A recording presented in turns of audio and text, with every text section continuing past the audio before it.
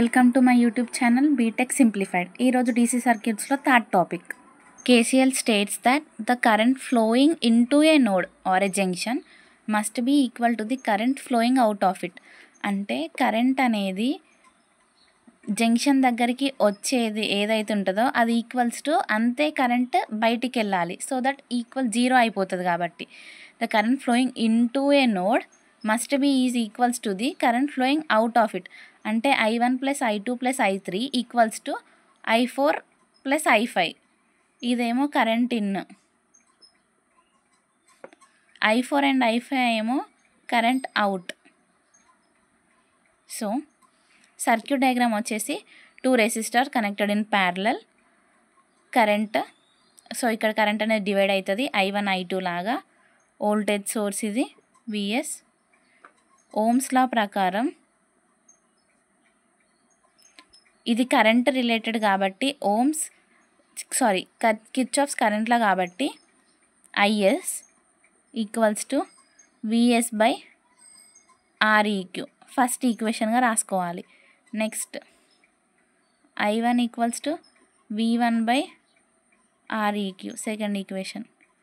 I2 equals to V2/Req third equation. IS minus I1 plus I2 equals to 0.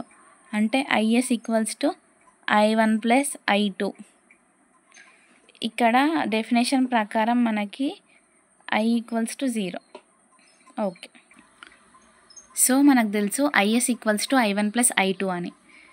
I అంటే V/R Ohm's law ప్రకారం. So IS equals to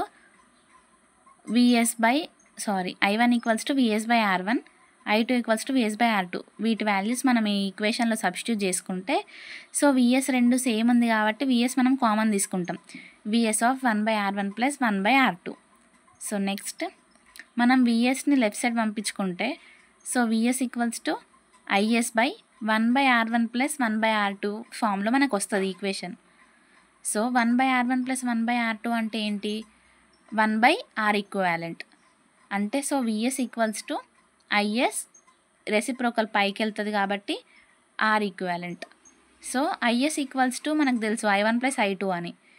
so వాటి values మనం ఇందులో substitute చేసుకుంటే మనకి 1/R equivalent, VS అన్ని common ఉన్నాయి కాబట్టి VS క్యాన్సిల్ చేసేయచ్చు. 1/R equivalent equals to R2 plus R1/R1 R2. R equivalent అంటేనేమో రెసిప్రోకల్ ఆఫ్ దిస్ ఫామ్, అంటే R1 R2/R1 ప్లస్ R2.